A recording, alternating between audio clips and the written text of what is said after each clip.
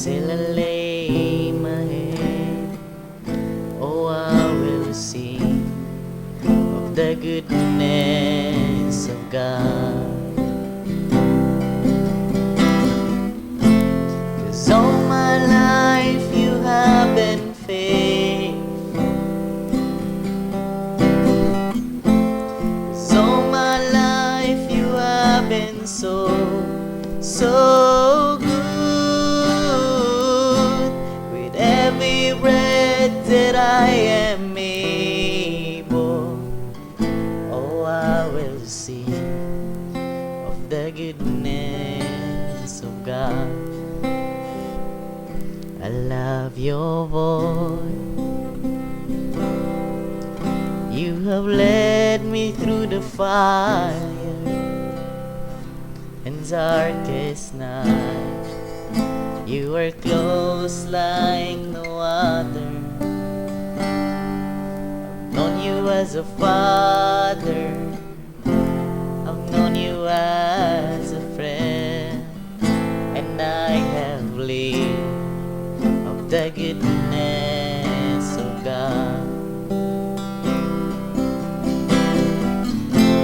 'Cause all my life you have been faithful.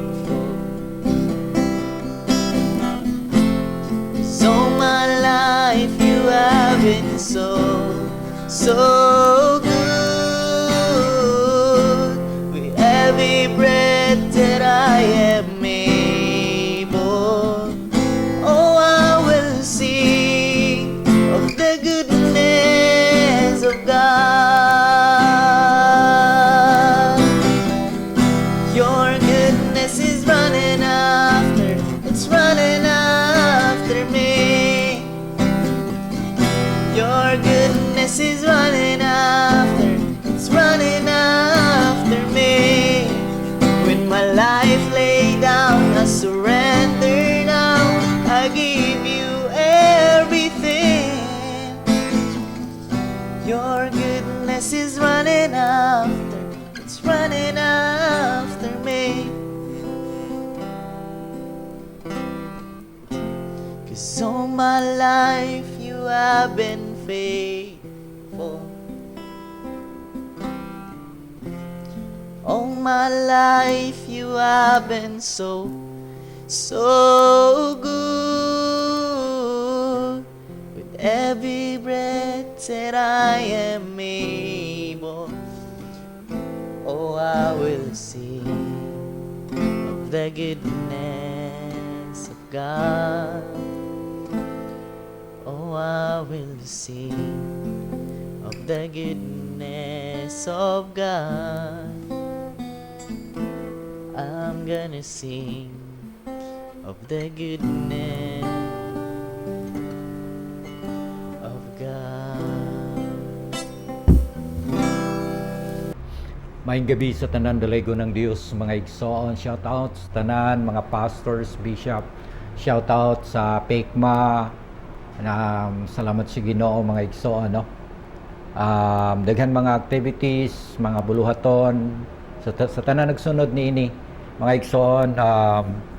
Ang mga buluhaton nato nagpadayon ang ICM.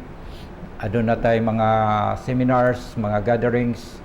Ang ICM is nagtudlo sa livelihood program na apoy medical kaning check-up, no. Ang ICM, so salamat sa Ginoo pod nagting nahimong partners siya sa ato sa church, sa ministries. Dayon shout out ko sa akong mga kaigsoonan pahina sa church. Nag-start natong pahina karon nga week mga igsoon. Nga nanapod tay mahimo na sa tay mabuhat sa church na nasay mabag-o, no. Og nga atong anniversary is karong September last Sunday sa bulan. So mana nga salamat sa Ginoo mga igsoon. Ato lang i-pray, patabang ko pray mga igsoon nga Thanksgiving, pasalamat sa tinuig nga kalampusan, no. Ang uban wala na baya maabot og another pang a year. Nga bahaan, landslide doon sa pana. Salamat sa Ginoo nga kita safety o dili ta magampo nga dunay mga katalagman nagpreta nga safety kita kanunay. Shout out dia sa Bukidnon, sa Valencia, sa mga kaubanan ako mga pastors, labi na sa Jesus Reigns. Salamat sa Ginoo, hallelujah. So mga trabaho nga ginapial sa Ginoo, sa kusog sa Ginoo, kayahon nato na ang Manolo Portits Ministerial Association, intercessory prayer nga mga meetings every month. Salamat sa Ginoo niana. Okay, ang tanang graduates sa 90 Psalms, kamusta ka mo no? Shout out nako sa inyo. Baskog ang panglawas, padayon ta sa ministry, padayon ta sa pagpangalagad sa Ginoo og sa tanan gyud nga mga negosyo. Sa shout out pod nako kay Sir Jag, padayon sa pagpalambo. Kana bitong prayer sa Psalms 23, si David nagpray nga siyo ba kung magbalantay, no? Siyo ba kung magbalantay, siya magdala kanat ko sa malunhong sibsibanan, sa matinaong tubig sa dalon sa pagkamatarong, na mga walog problema, pangitabo, trahedya, pero magamputa nga digunon sa Ginoo ang atong pagtuo o atong hinduman nga naiyang baras sungkod nga manalipod kanato. Bisan pa sa mga problema, ang Dios nagaprovide sa tanan natong gikinahanglan, ato gihapon ang padayonon sa pagtuo og ang dihog. Di nato kalimtan nga iyat ang gidihogan mga igsoon mo nang naata kanunay magpabilin diya sa atong pag-alaga diya sa Ginoo, kay di man nato maangkon ang kining matud pakaluoy ug ang kaayo sa atong masilingan kundi naa sa Ginoo mga igsoon, naa sa Ginoo ang kaayo ug kaluoy. So dalagon ng Ginoo mga igsoon. Now karon dinita sa ato nga pagtuon Lucas, sa Lucas 9:23, dili sa Roma. Okay, so dinhi mga igsoon sa Luke 9:23, memorize naman kaayo na sa uban, ginawali man na bisag asa, pero dinhi lang gyud ta mo concentrate mga igsoon kay mao ni siya ang pinaka point. Og kundi shout out sa CCT, mao ni atong ginagamit karon ang ilang books, ang ilang guide books, no, ginagamit nato sa pagpalambo sa pagwali na dili lang sa mga CCT partners kundi usab sa tanan nga maabtan niini nga mensahe. Okay, sa Luke 9:23, at sinasabi niya sa kanilang lahat, ang sinumang nagnanais sumunod sa akin ay kinakailangan itakwil ang kaniyang sarili, pasanin araw-araw ang kaniyang cross at sumunod sa akin. Muna siya mga igsoon, no, sa Tagalog, Bisaya. Og miingon siya sa tanan, kung kinsa ang buot magsunod kanako og magdumili siya sa iyang kaugalingon og magpas-an sa iyang cross sa matag adlaw og sumunod kanako. Okay, Bisaya, sa English nagingon, then he said to them all, if anyone desires to come after me, let him deny himself and take up his cross daily and follow me. Praise the Lord, dalaygon ang Ginoo. Magampo ta, amahan nga Dios, salamat sa imong mensahe. Salamat Lord, nga tagaan mo kami hunahuna, nga madinawatanon kasing-kasing mapuyan sa imong mensahe. Lord, salamat sa imong guidance. Dalaygon ka sa walay katapusan sa ngalan ni Jesus. Amen. Amen. Now, dinhi mga igsoon, no? Ang talatang ating babasahin ay galing sa Ebanghelyo ni Lucas. Bago ito sinasabi ni Jesus, ipinapahayag muna niya sa kaniyang mga alagad. Siya ay magdurusa, mamamatay, at muling mabubuhay. Pagkatapos nito, Hinarap niya ang lahat at nagbigay ng hamon. Upang maintindihan natin ang bigat at lalim nito, kailangan nating alalahanin na noong panahon ni Jesus, ang krus ay hindi isang kwintas o palamuti. Ito ay instrumento ng parusa at kamatayan na ginagamit ng Imperyong Romano. Kapag nakakita ang tao ng krus, ang naisip nila ay sakit at kahihiyan. Kaya nang sabihin ni Jesus na pasanin ang krus, alam ng mga nakikinig na seryosong sakripisyo ang hinihingi niya. Seryosong sakripisyo ang hinihingi niya. Isang malinaw na paanyaya ni Jesus tungo sa radikal na pagiging alagad niya. Ipinapakita nito ang tunay na pagsunod sa kanya ay hindi lamang sa emosyon, kundi sa isang desisyon. Una, sinasabi niyang itakwil ang sarili. Itakwil ang sarili. Hindi ito nangangahulugang saktan ang sarili, kundi ang pagsuko ng ating sariling kagustuhan, pagsuko. Ito ay ang pagtalikod sa pagiging makasarili at pagpili sa gusto ng Diyos kaysa gusto natin. Halimbawa, gusto nating gumanti sa ating mga kaaway. Pero dahil gusto ng Diyos na magpatawad, itakwil natin ang ating galit at pipiling magpatawad. Pipiliing magpatawad.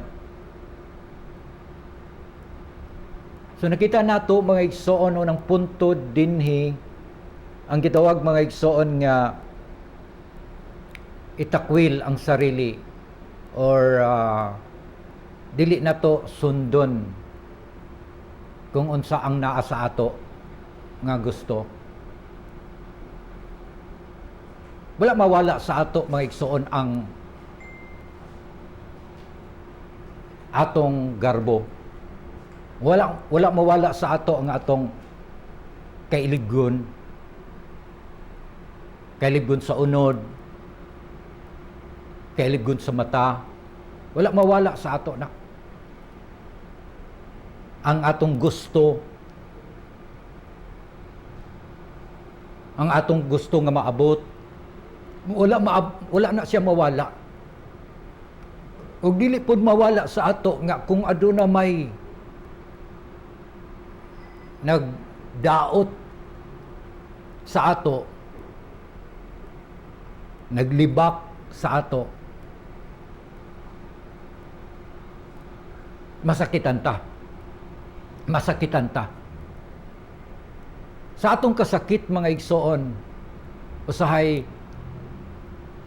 moingon ang atong unod sa atong kaugalingon, moingon nga basli. Pero ang Diyos mismo mga igsoon na asya'y pamaagi. Naamantay pamaagi isip tawhanon pero naapoy pamaagi ang Diyos. Matod pa niya pasanin. Ang sinumang nagnanais sumunod sa akin ay kinakailangang itakwil ang kaniyang sarili, pasanin araw-araw ang kaniyang cross at sumunod sa akin. Di ba ang atong gisunod mauna ang Ginoo? Kay imo mang gisunod ang Ginoo mga igsoon, dili gustos Ginoo nga magubot ka. Dili gustos Ginoo nga masakitan ka og magdala-dala ni anang kasakit. Dili gustos Ginoo ana. Now, nakoy basahon din ni mga igsoon about forgiveness. Sa English nagingon dinhi, forgiveness is one of the most powerful virtues in life. It means letting go of anger, resentment, and hurt toward someone who has wronged us. It does not mean that what they did was right, but it means we chose peace over pain. When we forgive, we free ourselves from negative emotions. Holding grudges only hurt our hearts and mind. Forgiveness brings inner peace, happiness, and better relationship. It takes strength to forgive, but it is a sign of a strong and kind heart. When we forgive others, we also become better people. Life becomes easier and more beautiful. Remember, everyone makes mistakes. We all need understanding and forgiveness at some point in life. Forgiveness others as you wish to be forgiven. So choose forgiveness and let your heart be light, and it will bring you peace today and a better tomorrow. Ang pagpasaylo mga igsoon usa kini siya kadako og gamhanang kinaiyahan sa kinabuhi. Bot pasabot ni ana mga igsoon, imong gipalabayra si kasuko, gipalabayra ang kaligot-got og kalagot og kasakit mga igsoon, gipalabay nimo sa tao nga nagabuhat kanimo ni ana. Dili bot pasabot nga sakto ang ilang pagpanghilabot, pagpanaway, dili bot pasabot mga igsoon ni ana. Bot lang ipasabot nga ikaw nag-angkon og kanang malinawon nga kinabuhi, no? Sa diha nga mupasaylo ta, atong gilibre ang atong kaugalingon gikan sa mga negatibo nga emosyon. Ang pagtiner og kaligot-got sa atong kasing-kasing nakapasakit lamang kanato ni ana og nagapagubot sa atong hunahuna. Ang pagpasaylo nagdala kini og malinawon nga og malipayon nga naa sa atong kinasuluran og maayo nga kinaiyahan sa relasyon. Mga igsoon, ang kusog nato mga igsoon, ang kusog sa pagpasaylo, bot pasabot tungod kay naa kay kasing-kasing nga mo pasaylo, mo ay nagtuklod kanimo nga imo siyang pasayloon. Ang kinabuhi bika mahimong tsada, nindot mga igsoon kung naa sa ato ang pagpasaylo sa atong isig katawo. Tanan man ta masayop, pwede man kang masayop, pwede usab masayop ang atong silingan, ang imong best friend, tanan pwede tang masayop, pero magbaton ta og pagsabot o pagpasaylo ni ana. Nganuman kay ang pagpasaylo mga igsoon samarana nga ikaw makapaabot usab og pasaylo, og kung mopasaylo ka imong ginatugutan nga magasiga ang kahayag nga naa sa imong kinabuhi. Imong ginatugutan nga magapuyo ka kanunay diha sa kalinaw. Mao kana ang pagpasaylo. Now, kung sa diha nga nakaangkon kag kalinaw, nakaangkon ka og kining malipayong kinabuhi, mao na kana usab ang ma-enjoy nimo sa imong ugma. Okay? Now, pasanin. Na magi panahon nga lisod ta mo pasaylo. Adunay mga lantugi sometimes ni ana maison. Adunay mga giris up nato nga mga problema. Sa magtiayon, giris up nato nga problema kung nakasalang asawa, dawaton ba sa bana, pasayloon ba sa bana. Napoy bana nga mitubag, ako siyang pasayloon pero dili nako siya dawaton pagbalik. No? Ang tubag puduban, kung mo-admit siya sa iyang sayop nga nakasala siya ug mangayo siya pasaylo, Ang tubag po sa uban mingon depende. Pasayloon man ako siya pero obserbahan ako siya. Ang uban po mingon kung tinuod ang iyang paghinulsol, pag-accept sa iyang sayop, magbalik mi. So naay mga eksplikasyon nga kanang sa reaksyon sa sitwasyon, sa reaksyon sa sitwasyon. So gusto lang sa Ginoo nga di ka magtinir og pagbati nga makapabugat sa imong journey. Di ka magtinir.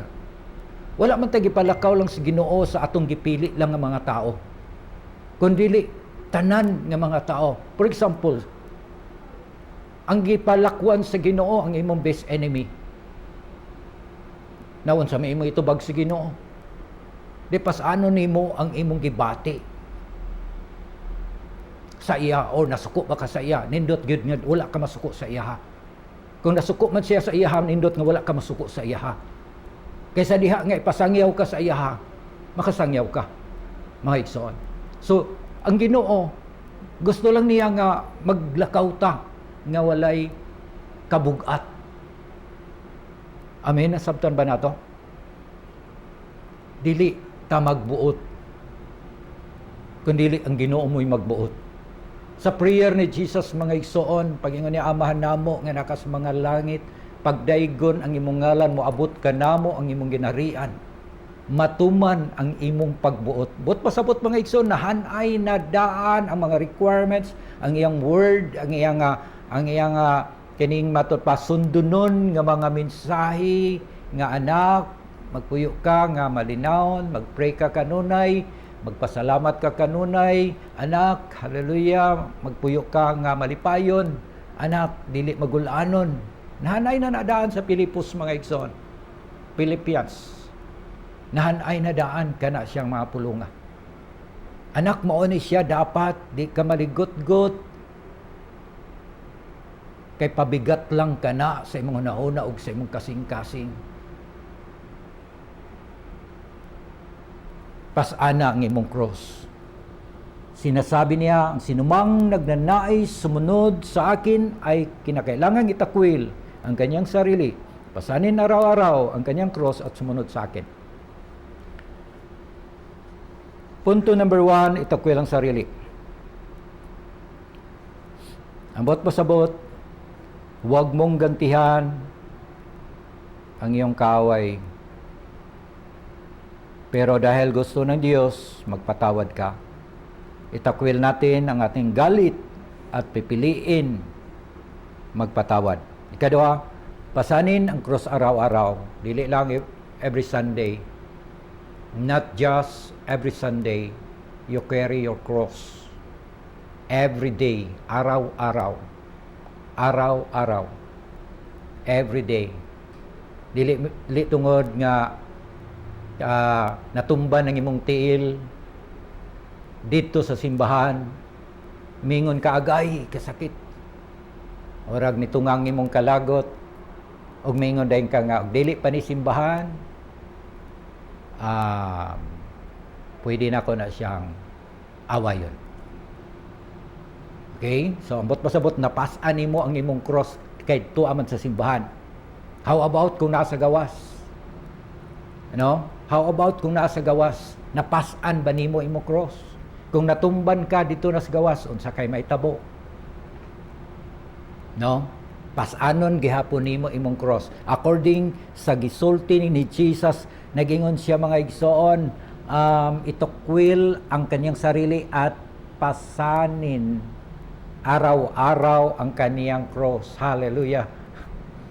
Praise the Lord, dalaygon ang Ginoo, mao gid ni siya mga igsoon, medyo bugat kini, pero naa may benepisyo ni ini sa atong kinabuhi, mga igsoon, ay benepisyo na ini. Naay mga kaigsunan grabing nasulayan, naay mga kaigsuonan nga grabe ang panghitabo sa ministry. Habat nagpabilin og nagpadayon gihapon mga igsoon nga naga alagad sa Ginoo. Na sometimes ginabato, ginakontrahan, ginabato og mga istorya, pero di gyud nato malimtan mga igsoon nga si Jesus nagsulti gyud no sa iyang pulong nga love your enemy. Dili labhan na, dili labhan. Love your enemy. No, higugma ang imong kaaway. Higugmaa ang imong kaaway.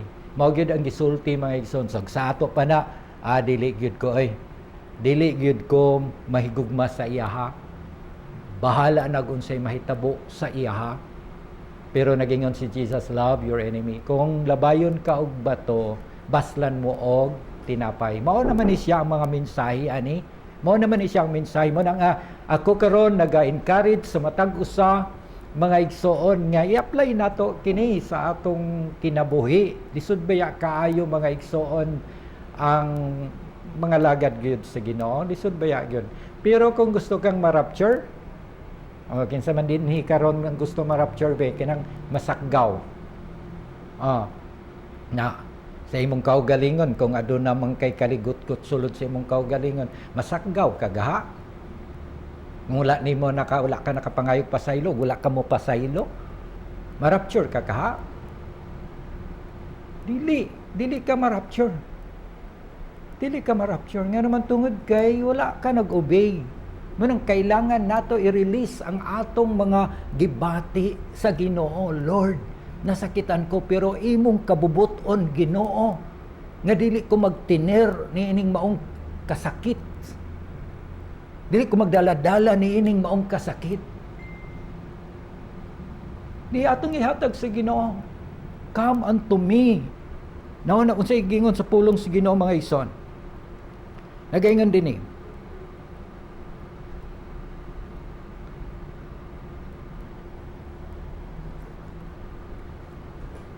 not the circumstances.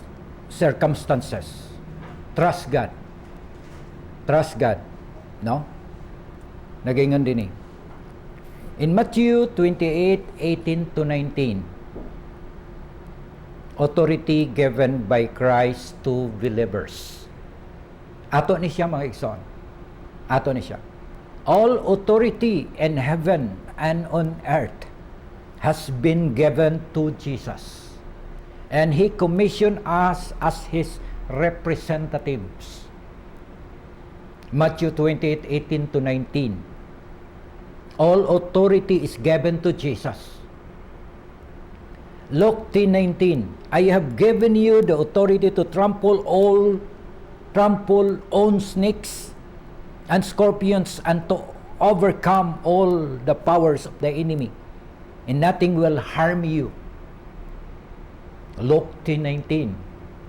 In Mark 16:17 to 18. Signs follow those who believe. Cast out demons, speaking in new tongues, laying hands on the sick. Authority given.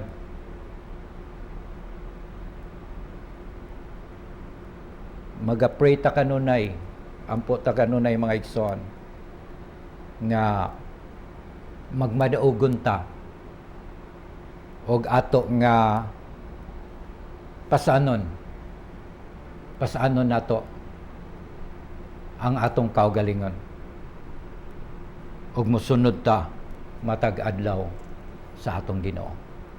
Now, akong giawhag matag usa nga wala pa nakadawat kay Jesus nga Ginoo ug manluluwas.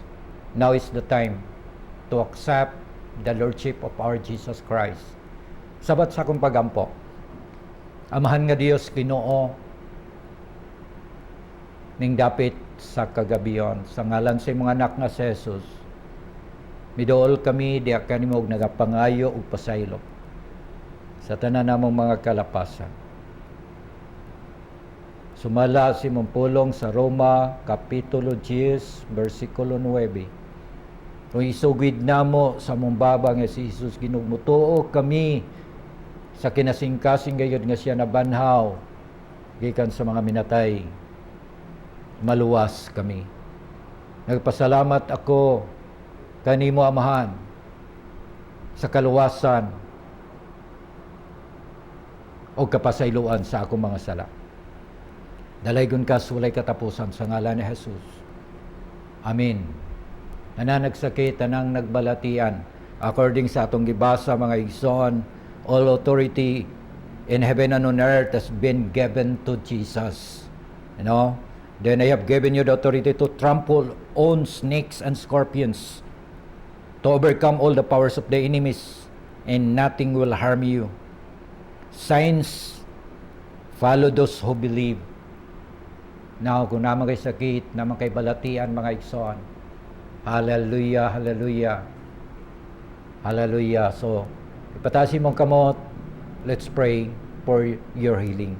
Amahan nga Diyos, dalaygon ka sa walay katapusan, according si Mampulong Lord, nga sa Matthew 28, Ginoo, 18 to 19, nasa imo ang authority, na nasa imo ang kagahom, Ginoo.